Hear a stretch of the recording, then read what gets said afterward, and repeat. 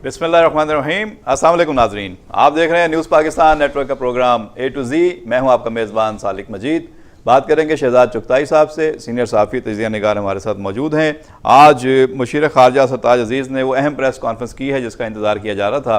Kulbhushan Yadav case के हवाले से आलमी अदालत इंसाफ ने जो अबूरी हुक्म दिया, जिसमें कलभूषण यादव की पाकिस्तान की अदालत की जानिब से सुनाई गई सज़ाए मौत की अदालत को रोका गया, फांसी पर अमल दरामद को रोका गया और कहा गया कि हतमी फैसला आने तक सज़ा पर अमल दरामद रोक दिया जाए। उस पर हुकूमती मौक़िफ़ सामने आया है। कहा जा रहा था, इल्ज़ाम लगाया जा रहा था हुकूमत पर कि आलमी अदालत इंसाफ का फ़ैसला हॉलैंड से नहीं आया, बल्कि ये वो फ़ैसला है जो मरी की पहाड़ियों में उस मुलाकात में तय हुआ था जो नवाज शरीफ के साथ सज्जन जिंदाल ने की थी। और ऐसा लगता है कि कोई हुकूमत के पीछे इस तरह की चीज़ें थीं जिनको डील का नाम दिया जा रहा था और हुकूमत दबाव का शिकार थी। आज सरताज अजीज़ ने उस पर वजाहत पेश की है जिससे अंदाज़ा लगाया जा सकता है कि हुकूमत अपने ऊपर दबाव महसूस कर रही है, इसलिए ये वजाहत दी गई है। सरताज अजीज़ कहते हैं कि भारत की जीत और पाकिस्तान की शिकस्त का तासुर देना बिल्कुल गलत बात है, ऐसा कुछ नहीं हुआ है, यह अबूरी हुक्म है। और अबूरी हुक्म में अगर हम एडहॉक जज मुकर्रर कर भी देते तो भी यही फ़ैसला आता। हमारा केस बहुत मजबूत है, जब केस आगे चलेगा तो सूरत हाल वाज़ेह होगी और कोई ऐसी रसाई कौंसल को देने की बात अदालत ने नहीं की है। आलमी अदालत की तरफ से पाकिस्तान पर कोई ऐसा हुक्म नहीं आया है जिसमें कहा गया हो कि कौंसल रसाई दी जाए। इस हवाले से बात करेंगे। इसके साथ साथ आज हमने देखा कि वकला मैदान में निकल आए हैं। वज़ीर-ए-आज़म नवाज शरीफ का इस्तीफ़ा मांगने के लिए लाहौर के वकला सरगर्म हैं। कहा जा रहा है कि उनके पीछे पीपल्स पार्टी और PTI की सियासी क़ुव्वतें हैं। दूसरी तरफ मुस्लिम लीग नून के वकला मुज़ाहमत करते हुए नज़र आ रहे हैं। सिंध हाई कोर्ट का एक फ़ैसला आया जिसमें हैवी ट्रैफिक के दाखिले पर पाबंदी जो शहर में लगाई गई थी वो बरकरार रखी गई है। और इसके अलावा और भी अहम मौज़ूआत हैं जिनको शामिल गुफ्तगू करेंगे। शहजाद चुगताई साहब, पहले तो पहले कलभूषण केस की बात कर लें जिसमें आलमी अदालत का फ़ैसला आया था और अब मुशीर ख़ारजा ने प्रेस कॉन्फ्रेंस की है। क्यों करनी पड़ी ये प्रेस कॉन्फ्रेंस? क्यों इतनी वजाहतें वो दे रहे हैं कि जी हम तो एडहॉक जज अगर लगा भी देते तो यही फ़ैसला आता और ये कोई भारत की जीत नहीं हुई, पाकिस्तान की शिकस्त नहीं हुई, ऐसा जो भी तासुर दिया जा रहा है ये गलत है और कोई कौंसल रसाई के बारे में आलमी अदालत ने हमें हुक्म नहीं दिया, हमारा केस बड़ा मजबूत है। देखिए जी, ये जब पाकिस्तान, एक तो तनकीद ये हो रही है कि पाकिस्तान को इसमें आलमी अदालत में जाना नहीं चाहिए था। अच्छा, अब पाकिस्तान ने ये गलती कर ली, आलमी अदालत को भी तस्लीम कर लिया और इंडिया के केस, सबसे बड़ी बात तो ये है कि आपने इंडिया के केस को तस्लीम कर लिया। इंडिया 31 मार्च 2017 को आलमी अदालत में गया था और उसके बाद फिर ये सिविलियन गवर्नमेंट गालबन कोई वकील भी नहीं भेजना चाह रही थी, तो फिर आखिरी लम्हात में वकील जो है भेजा गया और खावर कुरैशी साहब पाकिस्तान के वकील थे और उन पर ये इस बात की बहुत ज़्यादा तनकीद हुई कि उन्होंने कोई तकरीबन 10 करोड़ रुपए फ़ीस लिए और इंडिया के वकील ने कोई फ़ीस नहीं ली, उसने 1 रुपये लिया है। तो वहाँ का वकील तो वहाँ का हीरो बन गया और यहाँ जो वकील थे खावर साहब, उन पर बहुत ज़्यादा तनकीद हुई। तो उसकी वजाहत खावर साहब ने ये की कि मैंने जो फ़ीस लिए, जो भी है 10 करोड़ रुपए है या 9 करोड़ रुपए, वो मैंने 30% कम फ़ीस लिए और एक और हुकूमत का केस मेरे पास था, वो मैंने डेफर करके फिर मैं ये कोर्ट में गया। अच्छा, वो ये भी कहते हैं और ये सरताज अजीज़ साहब भी यही कह रहे हैं और माहिरीन भी ये कह रहे हैं और बात यही है कि ये कोई यानी कि इंडिया ने एक ये मीडिया ट्रायल कर दिया और एक हंगामा कर दिया, शोर शराबा कर दिया। इंडियन मीडिया इस मामले को बहुत ज़्यादा हाइट पे ले गया। बात सारी इतनी है कि अभी कोई फ़ैसला तो आया ही नहीं है। अच्छा, अब जहाँ तक ये कि इंडिया का सारा कंसर्न जो है ना वो सिर्फ एक चीज़ पे, एग्जीक्यूशन पे। इंडिया ये चाहता है कि कुलभूषण का एग्जीक्यूशन नहीं हो, फांसी नहीं हो, तो वो उसमें उनको यानी कि इस हद तक कामयाबी मिल गई कि सरताज अजीज़ साहब ने अपनी प्रेस कॉन्फ्रेंस में ये कहा कि यूरोप चूंकि बुनियादी तौर पर फांसी की सज़ा के खिलाफ है, एग्जीक्यूशन के खिलाफ है, इसलिए वहाँ पे अगर हमारा एडहॉक जज बैठा होता या ना बैठा होता, कोई भी वहाँ पे सूरत हाल होती, उन्होंने यही बात करनी थी क्योंकि वो फांसी के खिलाफ हैं। वो इसलिए नहीं कि इस केस में हमने कोई मौक़िफ़ नहीं लिया, ऐसी कोई बात नहीं है। ये उनका बुनियादी एक कॉन्सेप्ट है। फिर ये कि आपके मुल्क में 5 साल तक फांसियाँ जो थी वो 5 साल से भी ज़्यादा रुकी रही, 7 साल तक आपके मुल्क में फांसियाँ नहीं हुई। लेकिन जब APS का वाक़या हुआ और पिशावर का सानिया हुआ, साना पिशावर के बाद फिर जब ये महसूस किया गया हर सतह पर कि पानी सर से ऊंचा हो गया है और मामला बहुत गड़बड़ हो गए, दहशतगर्दों के हौसले बहुत बुलंद हो गए और बहुत ज़्यादा वो हमले कर रहे हैं और अब उन्होंने कोई बच्चे मारना शुरू कर दिए। 200 बच्चे जब उन्होंने मारे तो उसके बाद फिर ये कि ये तय हुआ कि भाई जो दहशतगर्द है उनको लगाम दी जाए, उनको नकेल दी जाए। तो जो पाकिस्तान में भी अगर देखें, पाकिस्तान में भी सूरत हाल अभी डिफरेंट नहीं है। अगर यूरोप में फांसियाँ नहीं हो रही तो हमारे यहाँ भी कोई जो क्रिमिनल केसेस में इतनी ज़्यादा फांसियाँ नहीं हो रही हैं। क्रिमिनल केसेस में फांसियाँ एक हद तक रुकी हुई हैं। आपके मुल्क में अब तक जो फांसियाँ हुई हैं वो सारी दहशतगर्दी में जो मुल्ज़मान थे, दहशतगर्द जो थे, उनको फांसियाँ हुई हैं। और उन लोगों को फांसियाँ हुई जिनको फ़ौजी अदालतों ने एग्जीक्यूट किया और फांसी की सज़ा दी। तो इस लिहाज से मतलब कोई इंडिया की कामयाबी नहीं है, ये तो एक माहौल ऐसा बना हुआ है, सिनेरियो ऐसा बना हुआ है और सूरत हाल ऐसी है कि जिसको इंडिया ने एक्सप्लॉइट किया और फ़ायदा उठाया और आलमी अदालत में जाके। तो आप देखें तो इस लिहाज से भी इंडिया की कोई कामयाबी नहीं है कि दुनिया में फांसियां जो है, सत्तार अजीज कह रहे हैं कि इसको शिकस्त और फतह का तासुर दे देना जो है गलत है। ऐसा कोई मरहला भी आया ही नहीं है। ऐसा मरहला आया ही नहीं, अभी कोई फैसला तो नहीं हुआ है। फिर ये कि देखिए, ये जो आलमी अदालत है, अभी इसका ज्यूरिडिक्शन का भी फैसला होना है। यानी बुनियादी बात तो यह है कि ज्यूरिडिक्शन का ही फैसला नहीं हुआ है। इस हवाले से कलभूषण के मामले पर जो है भारत के अंदर भी बड़ी बहस हो रही है और भारत के एक साबिक जज ने भी यहाँ तक कह दिया है कि भारत ने संगीन गलती की है कलभूषण का केस ले जाकर आलमी अदालत इंसाफ में, क्योंकि अब पाकिस्तान भी इस तरह के बहुत सारे मामला हैं जो आलमी अदालत इंसाफ में ले जा सकता है। अगर वहाँ पर दायरा कार तय हो जाता है, मुतय्यन हो जाता है कि दोनों मुल्कों के मामला इस तरह के वहाँ पर देखे जा सकते हैं, सुने जा सकते हैं, फैसला दिया जा सकता है, तो जाहिर है कि उस पर फिर भारत को भी मुश्किलात का सामना करना पड़ेगा। जो भारत के जज हैं उनका नाम मार्कंडे काटजू है और वो कहते हैं कि पाकिस्तान आलमी अदालत इंसाफ जाकर नया पेंडोरा बॉक्स खोल सकता है और ख़ास तौर पर कश्मीर के मामले को वहाँ पे ले जा सकता है। इस तरह के और बहुत सारे वाक़यात हैं, जिस तरह पाकिस्तान और भारत के दरमियान आबी मसाइल चल रहे हैं, बहुत सारे डैमों के मामला हैं, उस पर भी बात हो सकती है। शहजाद साहब, क्या लगता है आपको, ये एक नया रास्ता मिला है, एक नया दरवाज़ा खुला है, इस पर अगर इंडिया गया है और उसने बज़ाहिर जो है, जिस तरह आप कह रहे हैं कि एग्जीक्यूशन रोकने के लिए भागा वो गया है वहाँ पे कि किसी तरह कलभूषण की फांसी की सज़ा रुक जाए, तो उसने एक रास्ता तो खोल दिया है, तो क्या पाकिस्तान भी बहुत सारे मामला वहाँ पे ले जा सकता है? ये रास्ता सही है, ये फोरम ठीक रहेगा? देखिए, पाकिस्तान पे सबसे ज़्यादा तनकीद ये हो रही है कि यानी कि ये हमारे सियासतदान बहुत शोर कर रहे हैं अपोजिशन के, और उनका वो ये कह रहे हैं कि पाकिस्तान को इसका प्रोसीडिंग का जो प्रोसीडिंग है ICJ की, इसका पाकिस्तान को बाइकाट करना चाहिए था और पाकिस्तान को आलमी अदालत में जाना नहीं चाहिए था। अब सवाल ये पैदा होता है कि तो अगर पाकिस्तान के फ़ायदे में ये बात नहीं थी तो पाकिस्तान क्यों अदालत में गया, क्यों? यानी कि आलमी अदालत में जाके आपने अपना नुकसान नहीं किया, जो उनका कहना है, ये उनका मौक़िफ़ है। तो आलमी अदालत में गया इसलिए कि फिर उसके नतीजे में ये होता है कि जब आप इस किस्म के आलमी फोरम का बाइकाट करते हैं और उसको डिक्लाइन करते हैं तो उसके नतीजे में फिर आपको सियासी तन्हाई। अच्छा, फिर देखें ना, अमेरिका तो मानता ही नहीं है आलमी अदालत को, अमेरिका ने आउटराइट उसको रिजेक्ट किया हुआ है, वो जाता नहीं है आलमी अदालत में। कई मामलात में आलमी अदालत ने फैसला भी दिया और अमेरिका ने वो उस पर अमल नहीं किया, वो सुनी कर देता है वो उनको। तो लेकिन पाकिस्तान उस पोजीशन पर नहीं है जिस पोजीशन पर अमेरिका खड़ा है। पाकिस्तान बहरहाल एक गरीब मुल्क है, तरक्की पज़ीर मुल्क है, हमारी माशी मजबूरियाँ हैं, हमारी दूसरी मजबूरियाँ भी हैं, छोटे ममालिक की छोटी मजबूरियाँ होती हैं। तो हम जो है वो बैनुल-अक़वामी प्रेशर का हमेशा, उसके नतीजे में हमें बैनुल-अक़वामी प्रेशर का सामना करना पड़ता, उसके नतीजे में हम पे कुछ पाबंदियां भी लग सकती थी और हमें कोई दूसरे मसाइल का भी सामना करना पड़ता था, हमारी पड़ सकता था। फिर ये कि हमारी कुछ जो हमारा बहुत बड़ा इन्हिसार यूरोपीय यूनियन पे है, वो हमें बहुत सारी ग्रांट्स देती है। फिर जो यूरोपीय ममालिक हैं वो हमें बहुत ज़्यादा पैसे देते हैं और ग्रांट्स देते हैं। तो आलमी बैंक हमें कर्ज़ा देता है, IMF कर्ज़ा देता है, एशियन डेवलपमेंट बैंक कर्ज़ा देता है। तो मतलब इस किस्म के मामला जो है ना, हमारे उसमें हमें मुश्किलात का सामना हो सकता था अगर हम ये करते। तो बहरहाल ये कि पाकिस्तान ने बहुत अच्छा किया और पाकिस्तान चला गया।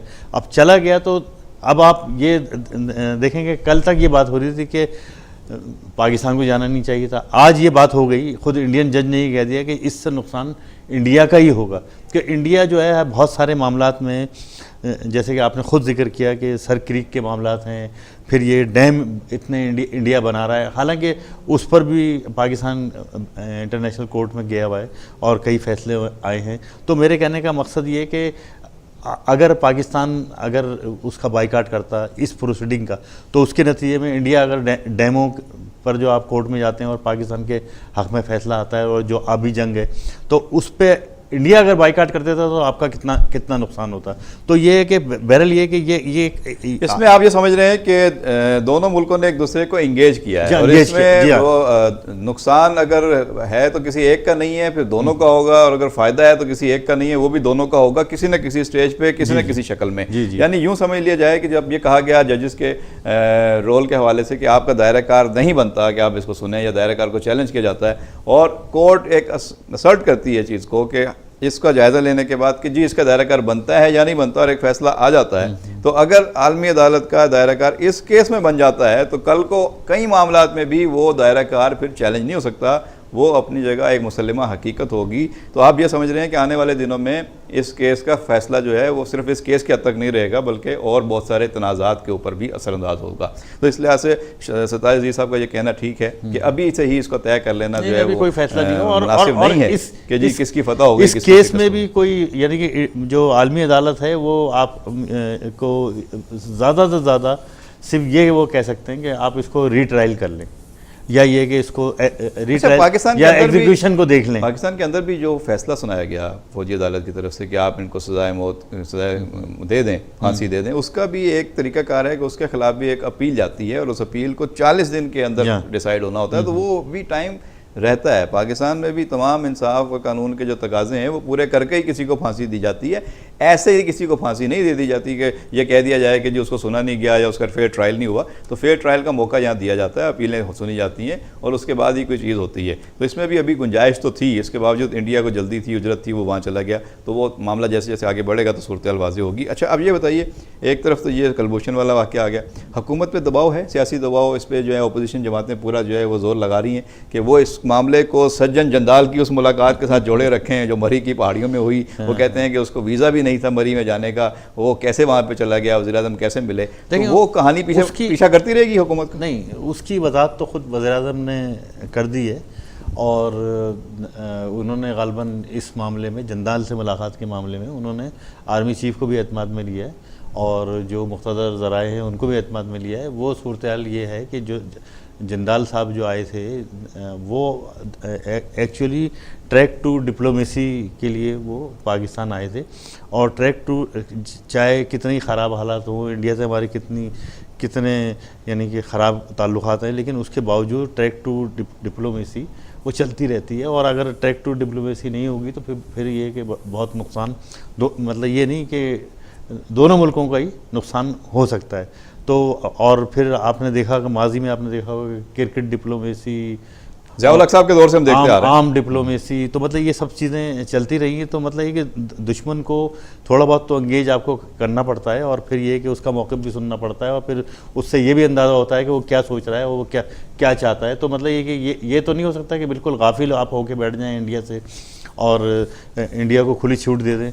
तो बहरहाल ये कि ये जो साजिशी थ्योरी है और ये जो बातें हैं, ये मतलब वो अपोजिशन के हथकंडे हैं और वही हरबे हैं जो अपोजिशन इस्तेमाल करती है, और हुकूमत को दबाव में यही बातें हो रही हैं कि जी ये फैसला जो है, एक तो हैग है ना, मॉन्ट्रियल हॉलैंड में है, अच्छा, और मॉन्ट्रियल भी है और हैग भी है, और एक दी हेग का लोग इस्तेमाल कर रहे हैं कि दी हेग की वजह से ये फैसला हुआ।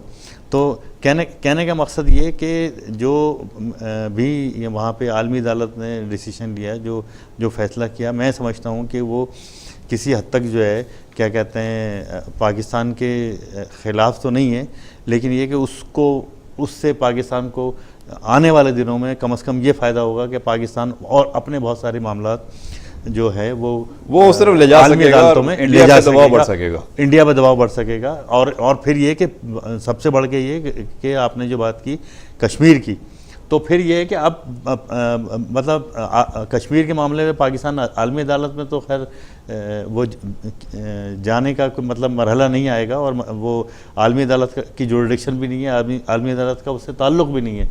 लेकिन ये कि ये मामला आप अक़वाम मुत्तहिदा में ज़रूर इसको उठा सकते हैं, और ये चूँकि अक़वाम मुत्तहिदा इस सिलसिले में करारदाद ही मंजूर कर चुकी है, तो फिर ये कि आलमी फोरम पे कोई यानी कि सुनगुन हो है। अब अक़वाम मुत्तहिदा का ही एक ये ऑर्गन है आलमी अदालत इंसाफ, और उसी के तहत काम करती है। अच्छा, अब बात आगे बढ़ाएंगे। पनामा केस की भी बातें हो रही हैं, लोग पूछते हैं JIT कहाँ तक पहुँची है। अब ये इतलात हैं कि पनामा केस की तहकीकात के लिए जो कमेटी JIT बनी है उसने अपनी इब्तदाई रिपोर्ट तकरीबन तैयार कर ली है, और वो सुप्रीम कोर्ट में अगले हेयरिंग में पेश कर देंगे, और उसके बाद ज़ाहिर सुप्रीम कोर्ट उसका जायज़ा लेगी। JIT ने इस दौरान हदेबिया पेपर मिल केस से मुतालिक नैब और FBR से ज़रूरी दस्तावेज़ात भी हासिल किए हैं, ये इतलात हैं। और हफ्ते को वफाकी judicial academy Islamabad additional director general FIA Wajid Zia की सरबराही में JIT का इजलास हुआ। इजलास में तहकीकाती टीम की अब तक की कारकर्दगी का जायज़ा लिया गया, और ज़िया का कहना है कि JIT आइंदा हफ्ते मज़ीद अहम बयानात रिकॉर्ड करेगी। वज़ीर नवाज शरीफ और उनके बच्चों को भी नोटिस आइंदा हफ्ते तक जारी किए जाने का इम्कान है। JIT इस नतीजे पर भी पहुँच रही है कि फ़िलहाल वज़ीर आज़म ने कोई बराह रास्त सवाल नहीं बनता, और JIT ने अभी तक बैरून मुल्क से रिकॉर्ड के असूल का फैसला नहीं किया। आने वाले दिनों में ये भी देखना है कि क्या JIT कतरी शहजादे को भी सवाल जवाब के लिए बुलाएगी, उसको मिलना चाहेगी, या वो उसको बाईपास करेगी और बाकी चीज़ों को मद्देनज़र रखेगी। क्या लगता है आपको पनामा केस में JIT की पेशरफ्त और पनामा केस के ऊपर दबाव भी हुकूमत के ऊपर है, या हुकूमत के ऊपर वो दबाव जो था सियासी तौर पर अब उससे रिलीज हो? मैं समझता हूँ कि गवर्नमेंट पे जो दबाव था वो न्यूज़ लीक का था, और पनामा केस का बहरहाल एक साल और कितने 8 दिन 10 दिन ये पनामा केस चला, और ये सारे मामलात होते रहे। वज़ीर-ए-आज़म का मीडिया ट्रायल हुआ, और गवर्नमेंट का मीडिया ट्रायल हुआ, और अपोजिशन ने इसको बहुत उछाला। लेकिन ये कि पनामा केस इतना बड़ा थ्रेट गवर्नमेंट के लिए नहीं था मेरे पॉइंट ऑफ व्यू से। मेरे ख्याल में डान लीक्स जो है वो बहुत सीरियस मामला था, और उसको बहुत खूबसूरती से गवर्नमेंट ने उसको टैकल किया और उसको सॉर्ट आउट किया।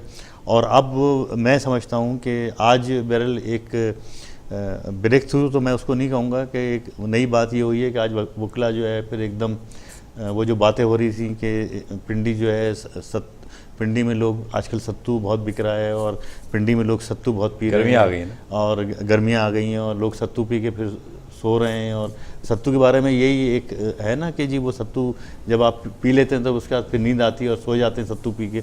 तो वो सूरत हाल जो डेडलॉक था, वो जो हुकूमत पे दबाव बढ़ाने वाले लोग हैं उनके बारे में कहा जा रहा था कि शायद उन्होंने सत्तू पी लिया है और वो आराम से बैठ गए हैं, सो गए हैं, और अब वकला के सरगर्म होने से आप समझते हैं कि ऐसा नहीं है, और ये तासुर गलत है। और वो जिन्होंने सत्तू पिया भी है तो वो सोए नहीं है, कम से कम जाग रहे हैं, तो दबाव है। तो ये क्या वकला के पीछे सियासत है? लोग कह रहे हैं ये PTI की और पीपल्स पार्टी के वकला हैं, और वो सियासत कर रहे हैं जिस तरह उनकी पार्टियाँ चाह रही हैं। जी हाँ, ये तो देखें, वो तो जो ये फैसला तो वकला के दरमियान हो गया था, उन्होंने आउटराइट रिजेक्ट कर दिया था कि भाई हम इसमें क्या कहते हैं पनामा पे हम कोई तहरीक नहीं चलाएंगे, हम कोई फरीक नहीं बनेंगे। लेकिन अब फिर ये एकदम जो है वो पाकिस्तान बार ने किया था इस्लामाबाद में, और उसमें ज़ाहिर है कि पूरे मुल्क से उन्होंने फैसला सुना दिया था। लेकिन अब ये लाहौर हाई कोर्ट बार है, और इसी तरह मुख्तलिफ शहरों की और सूबों के अंदर जो है वो वकला अपनी अपनी तंजीमें जो है उनका जोर वो दिखाया जा रहा है। तो वो उसके मुख्तलिफ मकासद भी हो सकते हैं, लेकिन यही है कि ये जो PTI का विंग है और जो पीपल पार्टी का विंग है और जो हुकूमत जमात इस्लामी के वकला हैं और जो हुकूमत की मुखालिफ सियासी जमातें हैं उनके जो वकला हैं वो एकदम जो है आज वो आउटबस्ट हो गए और उन्होंने तोड़फोड़ कर दी बार रूम में और बहुत हंगामा आराई की, और फिर उसके बाद उन्होंने डेमोन्स्ट्रेशन भी किया। ये इस किस्म के सारे मामलात हुए हैं। लेकिन ये कि हुकूमत को मैं समझता हूँ कि अब हुकूमत को 2018 तक अब हुकूमत को कोई ख़तरा नहीं है। हुकूमत जो है वो बिल्कुल चैन की बांसुरी बजा रही है। जो हुकूमत का काउंटडाउन था वो ख़त्म हो गया, और यानी आपको पनामा की JIT से भी कोई नहीं खतरा नहीं लग रहा? बिल्कुल। देखें, बात यह है कि सुप्रीम कोर्ट का फैसला आ गया ना, अब JIT का फैसला क्या आएगा? मतलब वो तो एक प्रेसिडेंट जो मिसाल है वो क्या कहते हैं कायम हो गई, यानी कि जो सुप्रीम कोर्ट का फैसला वो तो नहीं बदलेगा ना। 5 जजों का फैसला, ये तो 3 रुकनी बेंच है ना। ये जो सियासी हलकों में कहा जाता है, एक तासुर है कि अगर नाहल होंगे तो फिर सिर्फ नवाज शरीफ नहीं होंगे, फिर उनके मुखालफिन भी नाहल होंगे, और अगर वो मैदान में रहेंगे तो फिर उनके मुखालफिन भी नाहल नहीं होंगे, वो भी मैदान में रहेंगे, और मुकाबला होगा इलेक्शन में, और इलेक्शन का मैदान सजेगा 2018 में, और फैसला करने के लिए जो कुव्वत है वो अवाम की होगी और कोई कुव्वत नहीं होगी। देखें, आपने ये ठीक है, जो एक जज हमारे थे खोसा साहब, सुप्रीम कोर्ट में जब ये इस केस का ट्रायल हो रहा था तो खोसा साहब ने एक बात कही। उन्होंने कहा कि अगर 62 और 63 की अगर बात होती है तो फिर काजी जो हमारे जमात इस्लामी के सरबराह हैं अमीर सिराजुल हक साहब, तो उन्होंने कहा उनके अलावा कोई नहीं बचेगा। फिर बाद में मेरे ख्याल उनको ये एहसास हुआ कि मैंने कुछ ज़्यादा यानी सख्त बात कह दी, तो उन्होंने फिर उसकी वजाहत भी की और उसकी तरदीद भी की, लेकिन ये तीर तो कमान से उनके निकल गया था जब उन्होंने ये बात कही थी। तो अब 62-63 पे अगर आप जाते हैं तो फिर आपकी पूरी पार्लियामेंट चली जाएगी।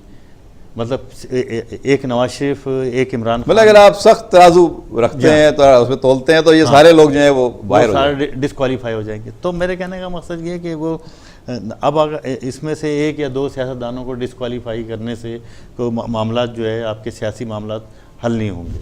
और दूसरी चीज़ ये कि बहरहाल ये कि नवाज शरीफ एक बहुत बड़ी पार्टी के सरबराह हैं और वो पार्टी 3 बार इक़्तिदार में आ चुकी है, तो उनको डिस्क्वालीफाई करना, यानी कि जो हमारे यूसुफ रज़ा गिलानी डिस्क्वालीफाई हुए थे उनसे मिलाया नहीं जा सकता और उनकी मिसाल दी नहीं जा सकती, क्योंकि यूसुफ रज़ा गिलानी जो थे वो किसी पार्टी के हेड नहीं थे और वो कोई पॉपुलर लीडर नहीं थे यूसुफ रज़ा गिलानी। मुमकिन आप मेरी बात से इख्तलाफ करें, लेकिन नवाज शरीफ और इमरान खान पॉपुलर लीडर, यानी वज़ीर आज़म होना और पॉपुलर लीडर होना दो अलग बातें हैं।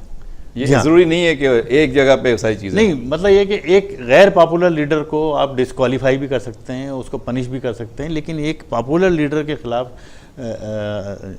पनामा केस का ही आप फैसला देख लें कि उन्होंने 500 सफ़े का अगर फैसला आया है तो उसमें उन्होंने 300 सफ़े में हुकूमत के कपड़े उतार दिए, लेकिन ये कि वो फिर भी प्राइम मिनिस्टर के ख़िलाफ़ नहीं गए और 2 जजों ने यहाँ तक कह दिया कि जो प्राइम मिनिस्टर जो है वो दयानतदार नहीं है। आप तो 300 सफ़ों की बात कर रहे हैं, वो तो 2 लफ्ज़ हैं, गॉडफादर उसने उसी में काम उतार दिया, उसने काम उतार दिया। लेकिन ये कि देखें, लेकिन नवाज शरीफ को डिस्क्वालीफाई करना कोई इतना आसान, या इवन ओवरऑल आप कह रहे हैं कि पॉपुलर लीडर जो होता है, चाहे वो किसी भी दौर में हो, बात नवाज शरीफ की नहीं हो रही, पॉपुलर लीडर की हो रही है, उसके खिलाफ जो फैसला होता है वो जरा बहुत सोच समझ के कई चीज़ों को सामने रख कर दिया जाता है। तो यूसुफ रज़ा गिलानी के खिलाफ जब फैसला आया था तो उनकी वो पोजीशन नहीं थी अवाम में, वो मासेस में उतने आप देखें ना कि जो बैनुल अक़वामी दुनिया है, जो इंटरनेशनल फोरम है, उस पर भी अगर आप देखें और आप मिसाक़ जमहूरियत को देखें तो मिसाक़ जमहूरियत कोई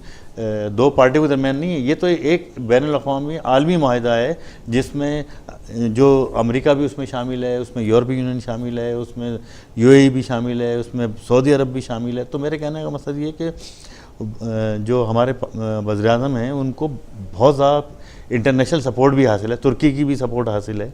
तो ये और वो जो लबनान और बहुत सारे दूसरे मुल्क, तो मेरे कहने का मकसद ये कि ये सिर्फ ये नहीं है कि अवामी हिमायत हासिल है, ये नहीं है सिर्फ, उनको इंटरनेशनल हिमायत भी हासिल है। अच्छा, अब आपने इंटरनेशनल जो कि यूसुफ रज़ा गिलानी को नहीं थी, अमेरिका की बात कर ही दी है, तो अब ट्रंप साहब जो हैं वो पहुंच गए हैं सऊदी अरब और उनका इस्तकबाल किया गया बड़ा गर्मजोशी से, और उनकी अहलिया को भी इजाज़त दी गई कि जी आप जिस तरह का चाहें लिबास ज़ेबतन कर सकती हैं, और उनको बादशाह ने मुसाफा करके उनका वेलकम भी किया है, और उन्होंने सर पे ना कोई स्कार्फ लिया ना कुछ, दुपट्टा तो ज़ाहिर है वो लेती नहीं है। तो वो बाकी सूरत जो है कि 35 मुल्कों के इस्लामी मुल्कों के सरबराहान भी वहाँ पर जा रहे हैं, वज़ीर नवाज शरीफ को भी मदऊ किया गया ख़ास तौर पर।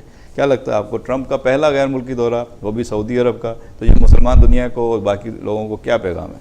नहीं, ट्रम्प जब इलेक्शन कैंपेन पर थे और जो इलेक्शन लड़ रहे थे तो ऐसा लग रहा था कि वो जो उनका इलेक्शन कैंपेन वो मुसलमानों के ख़िलाफ़ चला रहे हैं या मुस्लिम मुल्कों के ख़िलाफ़ चला रहे हैं, एक एंटी मुस्लिम लीडर का एक कॉन्सेप्ट, जो उनका स्टांस था वो बहुत ज़्यादा मुसलमानों के ख़िलाफ़ था।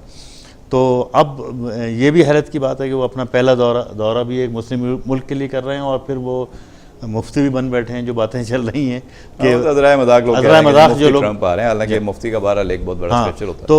तो अब वो 35 मुल्क उसमें उन्होंने मदऊ किए हैं, 35 इस्लामी मुल्कों की कॉन्फ्रेंस होगी, उसमें ट्रंप शरीक होंगे और अपना जो भी वो क्या कहते हैं प्लान है और दहशतगर्दी की रोकथाम के लिए वो उसमें वो पेश भी करेंगे। लेकिन ये कि जब इलेक्शन हो गया और ट्रंप जब पावर में आ गए तो ट्रंप ने बड़ी तेज़ी से जो है वो बाज़ ऐसे फ़ैसले करने शुरू किए, 10 इस्लामी मुल्कों में पाबंदी लगाई और इस किस्म के बहुत सारे फ़ैसले हुए। लेकिन उस वक्त जो तज्ज़ियाकार थे और जो क्या कहते हैं सियासी पिंडत थे और या जो बैनुल अक़वामी अमूर के माहिरीन थे, उन्होंने ये कह दिया था कि भाई ये इलेक्शन कैंपेन में कुछ कहना एक अलग बात होती है, और जब आदमी पावर में आ जाता है तो फिर उसको फेस करना एक अलग चीज़ होती है। ज़ाहिर जिम्मेदारी के साथ बात करनी पड़ती है। इलेक्शन से पहले तो आप बहुत सारे नारे लगाते हैं, बहुत सारे दावे करते हैं, लेकिन जब आप कुर्सी संभालते हैं तो आपको सरकारी जिम्मेदारियों के साथ चीज़ों के ऊपर बात करने में और फैसले करने में बहुत एहतियात जो है बरतनी पड़ती है। और वो कहते हैं कि आटे दाल का भाव पता चल जाता है, वो उन्हें पता लग गया तो तभी वो सऊदी अरब आ रहे हैं। और क्या कहते हैं, ग्राउंड रियलिटीज़ का उनको बहुत अच्छी तरह अंदाज़ा हो गया है, क्योंकि उन्होंने जो शुरू में जो है बात फैसले किए वो वापस भी लिए। और अब जो है क्या कहते हैं, पहला दौरा वो यानी कि किसी यूरोप, यानी कि जो उनका काबा तो मेरे ख्याल से बरतानिया ही है, और इसराइल है, तो वो इसराइल भी नहीं गए, बरतानिया भी नहीं गए, किसी और यूरोपीय कंट्री नहीं गए, इवन ये कि इंडिया भी नहीं गए, तो सऊदी अरब गए हैं। तो मतलब ये कि अब तक उससे ये बात भी साबित होती है कि अब तक जो सऊदी अरब की अहमियत है, या सऊदी अरब जो एक पुलिसमैन इलाके का बना हुआ है, और कम से कम मिडिल ईस्ट में, और हमारे यहाँ का पुलिसमैन तो सऊदी अरब ही है। तो आपके यहाँ जो भी तब्दीलियाँ होती हैं या जो भी NRO होते हैं। शहजाद साहब, ये 2100 अरब रुपए से ज़्यादा का तरक्याती फ़ंड्स का मामला था, जिस पे वज़ीर-ए-आज़म ने बुलाया था सारे सूबों के वज़ीर आला को, और वहाँ पे ये मामला तय हुआ है कोई 1100 अरब सूबों के पास होंगे और शायद 1000 अरब रुपए हैं जो वफाक के पास होंगे। ये किस चीज़ के फ़ंड्स हैं, कहाँ खर्च होते हैं? हर साल ये इकट्ठे होते हैं सब, और फिर ये पैसा आवाम की बेहतरी पे लगता है तो कहाँ लगता है? नज़र आता है कहीं, या किसी की जेबों में चला जाता है? देखें, ऐसा तो नहीं है कि सारा पैसा किसी की जेब में चला जाता है, लेकिन ये कि ये सवाल आपने मुझसे सवाल किया, मैं भी आपसे ये सवाल करना चाहता हूँ कि आप मुझे ये बताइए कि ये मुल्क जो है ये किसके लिए बना है? क्या ये मुल्क अशराफिया के लिए बना? क्या ये मुल्क अरकान कौमी असम्बली, सूबाई असम्बली, अरकान सेनेट के लिए बना?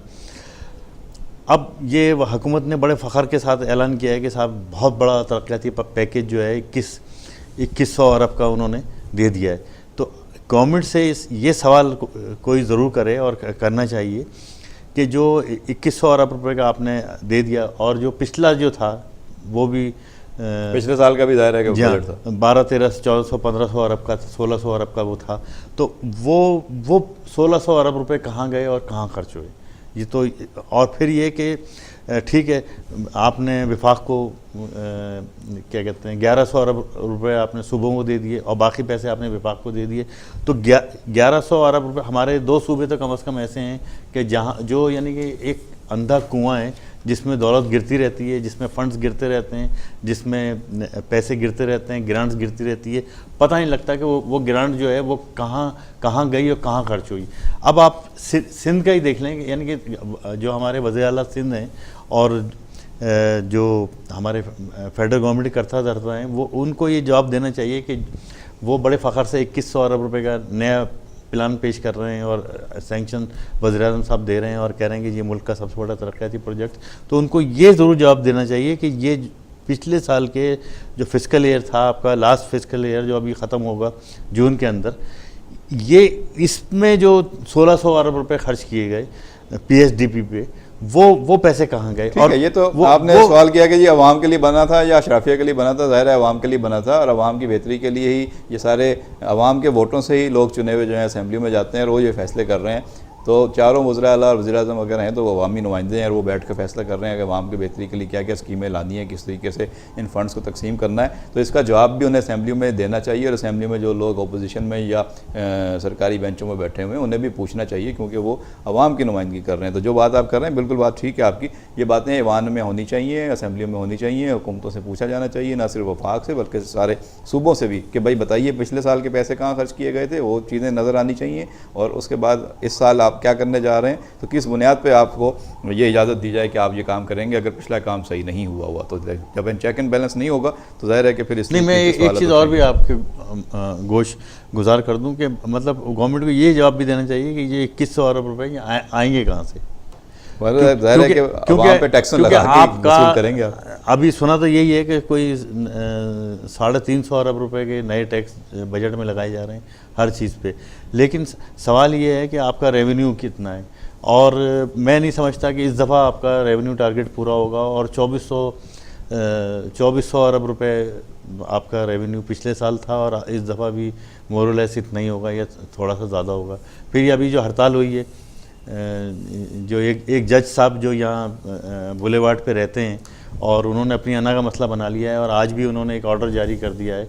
तो मतलब मैं अदलिया का एहतराम भी करता हूँ और जज साहब का भी एहतराम करता हूँ, लेकिन मैं ये सवाल करना चाहता हूँ कि एक ऐसा फ़ैसला, अदलिया का एक ऐसा फ़ैसला जिसका पेमेंट आपके कौमी ख़जाने को करना पड़ रहा है, जिसका पेमेंट FBR को करना पड़ रहा है, जिसका पेमेंट आवाम को करना जो में 1 करोड़ रुपये से ज़्यादा का नुकसान हुआ है जब बंदरगाह बंद रही है और बंदरगाह के बाद नहीं, आज FBR का ये आया है, उनके वो तफसीलात आई हैं कि 60 अरब रुपए का आपका FBR का नुकसान हुआ है।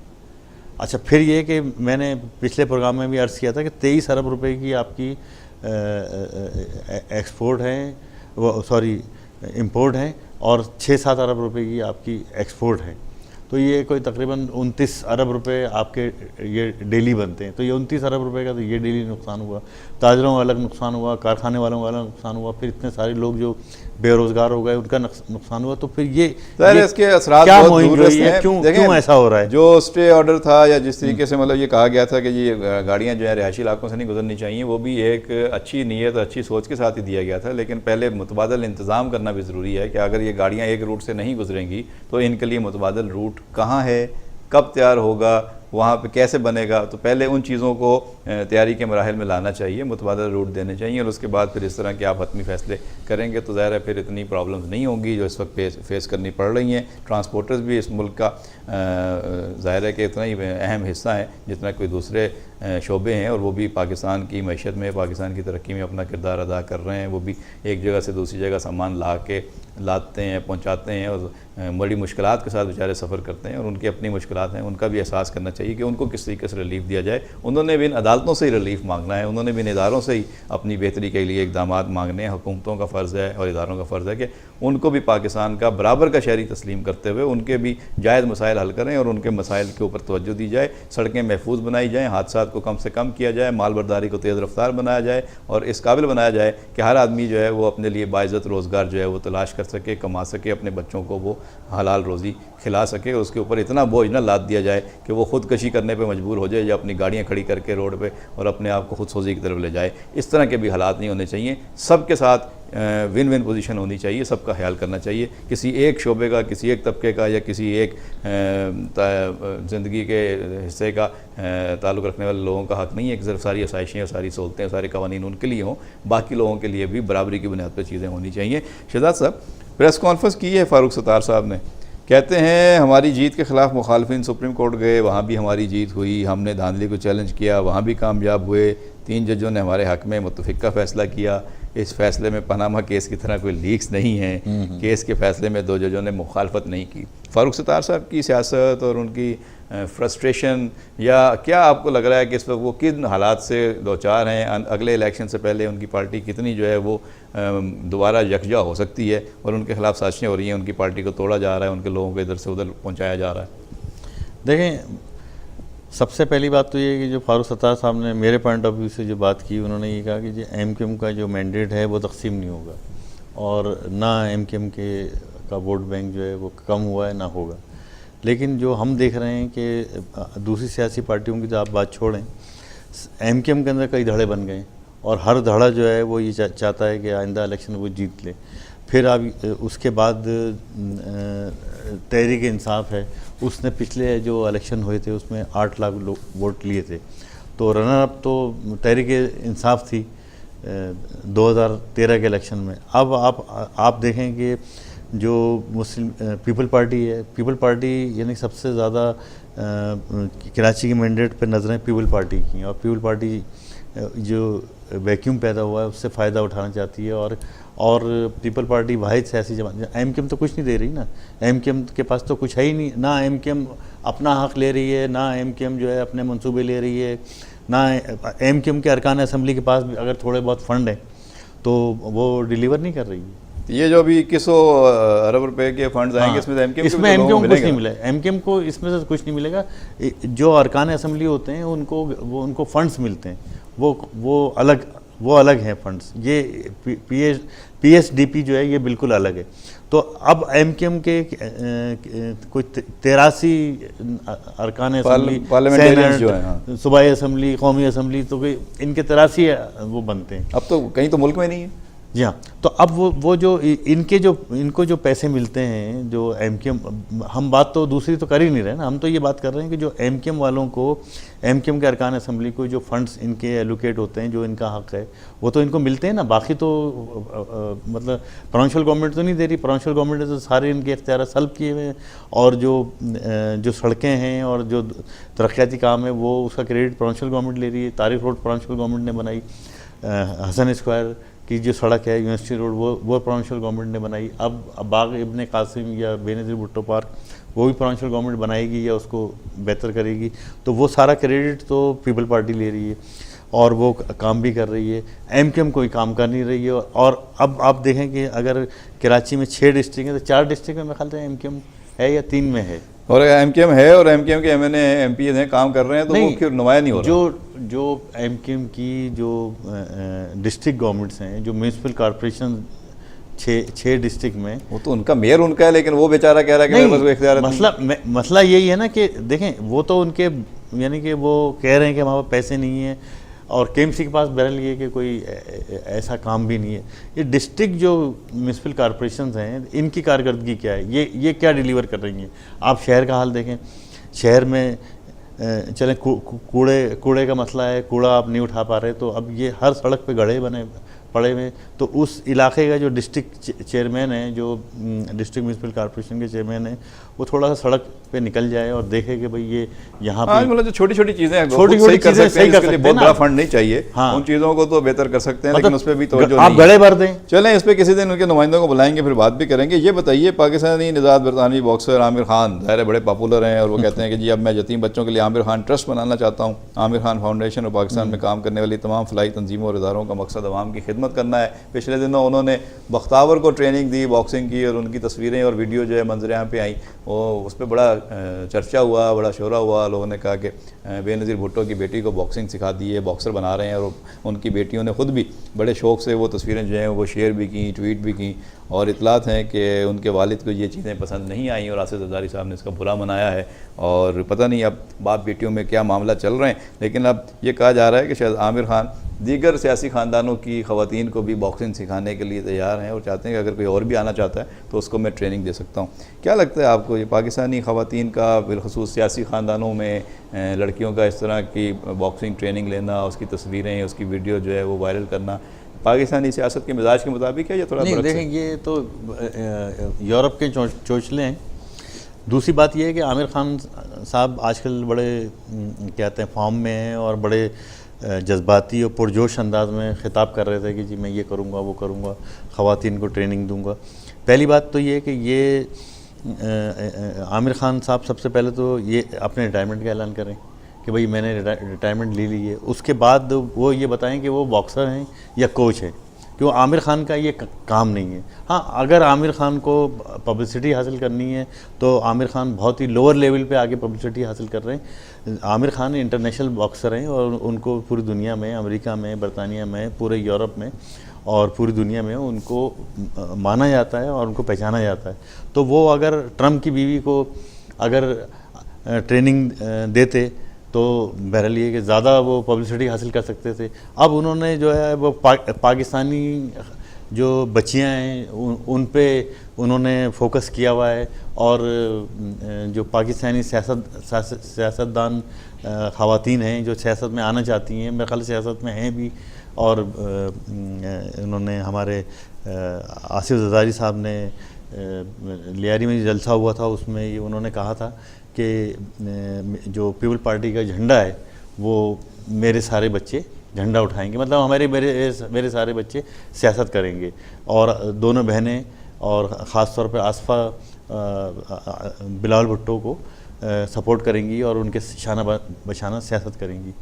तो अगर पाकिस्तान के सियासी ख़ानदानों की अगर वो खिदमत करना चाहते हैं, जो कि उन्होंने शुरू कर दी है, तो ठीक है, अगर वो यही काम करना चाहते हैं, उन्होंने एक ज़ाहिर शादी ऐसा है कि वो अपने खानदान के झगड़ों से तवज्जो हटाने के लिए इस तरह की चीज़ें कर रहे हैं। क्योंकि पिछले दिनों उनकी बेगम की और उनकी वालदा की और वालिदैन के दरमियान जो तनाज़ात थे, झगड़े थे, उसकी इतनी खबरें आई, इतनी वीडियोज़ आई, इतनी बयानबाजी हुई कि वो पूरा खानदान जो है वो कंट्रोवर्सी में चला गया था। फिर उनके भाई की शादी हुई, उसमें बुलाया नहीं गया और इस तरह की चीज़ें थी, उन्होंने शिरकत नहीं की उन्होंने अपने भाई की शादी में और उनकी बेगम ने। तो वो सारे तनाज़ात जो उनके गिर्द आ गए थे, उन्होंने, मेरा ख्याल है कि वो उसको एक ज़ोरदार किक लगाई है और एक ज़ोरदार उनको पंच लगाया था, शादी हाल भी बनाया था अभी एक वो चीज़ें हैं। बहरहाल जो अच्छे उनके काम है उसको अप्रिशिएट करना चाहिए, और जो इस तरह की कंट्रोवर्सी में वो जा रहे हैं उसको उन्हें अवॉइड करना चाहिए जब तक वो खुद खेल रहे हैं। आपने बिल्कुल ठीक कहा कि पहले वो अपने खेल पे तवज्जो दें जब तक वो खेल रहे हैं, और उसके बाद अगर रिटायरमेंट ले लेंगे तो ये उनके रिटायरमेंट के बाद के मराहिल हैं जिसपे वो कोचिंग कर सकते हैं, जिसमें वो आके ये सारा सोशल वर्क कर सकते हैं, और वो करेंगे तो उसमें यकीनन उसको पाकिस्तानी जो अप्रिशिएट भी करेंगे। दुनिया भर में उनके चाहने वाले हैं, उनके फॉलोअर्स हैं, अल्लाह करे उनकी फॉलोशिप में और इजाफा हो, वो और पाकिस्तान के लिए कामयाबियाँ हासिल करें और नेक नामियाँ हासिल करें। और चलते चलते शहजाद साहब, ये जो रेसलर्स आए दुनिया भर से और पाकिस्तान में आके उन्होंने रौनक लगाई, और रेसलर्स का मेला है कराची, लाहौर और इस्लामाबाद, तो ये कैसे देख रहे हैं आप ऐसे माहौल में जबकि पाकिस्तान में कहा जा रहा था कि जी आलमी खिलाड़ी तंजीमें और टीमें नहीं आ रही हैं और यहाँ पे बड़ी हेजिटेशन होती है, तो ये इनका आना पाकिस्तान के लिए और दुनिया के लिए कैसा मैसेज है? देखें, ये तो इंडिया के, ये मैं ये नहीं कहता कि पूरी दुनिया के मुँह पे तमाशा है, ये सिर्फ इंडिया के मुंह पे तमाशा है। और आपके यहाँ जो क्रिकेट इस वक्त नहीं हो रही और बैनुल-अक़वामी मुकाबले नहीं हो रहे, तो सिर्फ इंडिया की वजह से नहीं हो रहे। और बाकी ये कि आपके यहाँ सिर्फ क्रिकेट बंद है ना, क्रिकेट के बैनुल-अक़वामी मुकाबले बंद हैं, आपके यहाँ टेनिस हो रही है, आपके यहाँ जो बैनुल-अक़वामी खिलाड़ी आ रहे हैं, बैनुल-अक़वामी मुकाबले हो रहे हैं, इसके शतरंज के मुकाबले बैनुल-अक़वामी, बिलियर्ड के, आपके स्क्वाश के हो रहे हैं, टूर्नामेंट हुआ, अब ये रेसलिंग के हो गए, स्क्वाश का हुआ, फिर ये पूरी दुनिया से रेसलर आए हुए हैं। तो मेरे कहने का मकसद, फुटबॉलर आना चाह रहे हैं पाकिस्तान ठीक है, में, बड़े अगर दहशतगर्दी है, प्लानिंग कर रहे हैं, तो दहशतगर्दी कहाँ नहीं है? दहशतगर्दी अमेरिका में भी है, दहशतगर्दी पूरी दुनिया में है, हर जगह है दहशतगर्दी। और तो आप समझते हैं ये अच्छा साइन है, माहौल ऐसा है, प्रमोट करना चाहिए। माहौल ऐसा, देखें तुर्की में कितनी बड़ी, देखें ना दहशतगर्दी, हाल ही में कितने बड़े बड़े धमाके हुए, कितने वाक़यात हुए, तो फिर वहाँ पे टूरिज्म खत्म हो गया क्या? सबसे ज़्यादा जो है, और ज़्यादा मुनज़्ज़म दुनिया में सबसे ज़्यादा टूरिस्ट जो है तुर्की जाते हैं, और सबसे ज़्यादा तुर्की की जो आमदनी है वो टूरिज्म से। तो कहने का मकसद ये कि पाकिस्तान में भी इंटरनेशनल कोपेमा आ रहे हैं, बड़ी बड़ी पहाड़ियां, ये सब चीज़ें चलती रहती हैं। और फिर ये कि अब जो आपके मुल्क में K2 है, तो उसको कोई सर नहीं कर रहा है, या नॉर्दर्न एरिया में कोई नहीं जा रहा। तो मतलब ये कि ये सब सिर्फ एक क्रिकेट ऐसा मामला है, और क्रिकेट ऐसा खेल है जिस पर इंडिया ने ICC के ज़रिए कंट्रोल किया। उस पर भी अब सुपर लीग हो चुकी है और अगले साल पाकिस्तान में होना है और सारे मैचेस आने हैं, तो जाहिर है कि वो भी एक जो बंदिश थी वो भी ख़त्म हो जाएगी। उम्मीद करते हैं कि आने वाले दिनों में मज़ीद खुशखबरियाँ पाकिस्तानियों को मिलेंगी।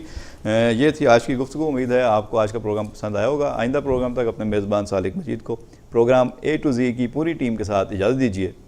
अल्लाह निगहबान।